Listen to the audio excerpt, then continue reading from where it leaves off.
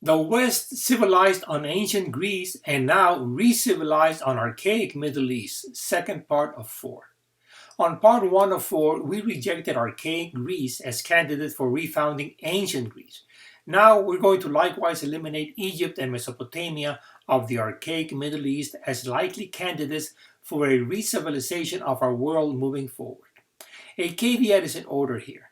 I didn't go through the trouble of the heavy lifting of proving it directly. Rather, the proof consisted based on the same reasoning employed in eliminating archaic Greece. That is, these three archaic nations, Greece, Egypt, and Mesopotamia, had a pantheon of gods out of which they gave an account of the things of the universe.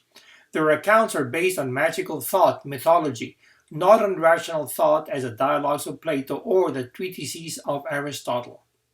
This conclusion leaves Israel Judea as the only nation in the archaic Middle East left standing. The sources for this stage of the research are my books Pardecism, Human Science 101, 2016, as well as its sequel, The Principle of World Caring, 2018. Allow me to contextualize things. I've journeyed through 3 stages of thinking in my time. For starts, the Socratic phase of my early years, transitionally the Pythagorean, and lastly the Mosaic of the above 2 books. In a certain sense, the book Triads served in a stepping stone capacity as banister. That is, on the one hand, as Pythagorean school of triads, it liberated me from my Socratic dialogical phase insofar as Pythagoras is the logical precursor of Socrates. Additionally, on the other hand, and perhaps more importantly, the Pythagorean secret sect of the Tetractys introduced me to the Mosaic paradise phase of the 4 levels of reality. Now, by missing link, I mean that the history of civilization is lacking continuity.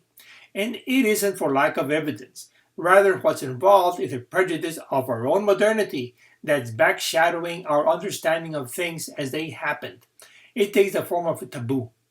If history is of any value and repeats itself, and since we're in crisis mode, just as during the late Middle Ages that went through a Renaissance, Enlightenment, and so on to modernity, then what is needed today moving forward will be a Renaissance too, a re-enlightenment, and so on to modernity too, or postmodernity.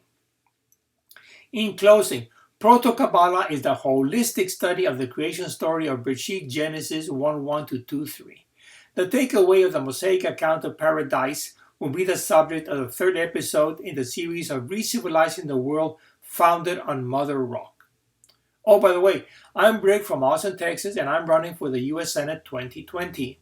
I have the calling to serve, the message of paradise to disseminate, and the mission of recreation in America of civilization to realize. Entrale a la bola, no seas canica. Let's roll, don't marble. Yours truly, Rick, and GD bless.